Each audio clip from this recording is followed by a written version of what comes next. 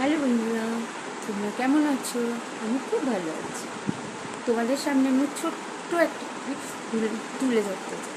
সেটা হলো গিয়ে, যাদের ছোট বাচ্চা বাড়িতে আছে, যারা পার্লার ঠিকঠাক মতো যেতে পারছে না, তারা চুল কীভাবে সুস্থ রাখবে, তার জন্য হলো বাড়িতে হেনা পাউডার। আমি তো মুখে হেনা ইউজ করি, তোমরা কী হেনা ইউজ করো আমি জানি না। তো বাড়িতে হেনা পাউডারের মধ্যে কেউ কফি দিতে পারো, কেউ চায়ের লিকারও দিতে পারো, সে অতি সামান্য। আর হচ্ছে গিয়ে একটা ডিম দিয়ে ওটাকে ভালো করে ফেটিয়ে রেখে দেবে। তারপর আধা ঘন্টা পরে মাথায় দেবে। মাথায় দিয়ে 2 থেকে 3 ঘন্টা মাথায় রাখবে, ওকে শ্যাম্পু করে কন্ডিশনার করে রাখবে। এটা ছোট্ট টিপস হলো।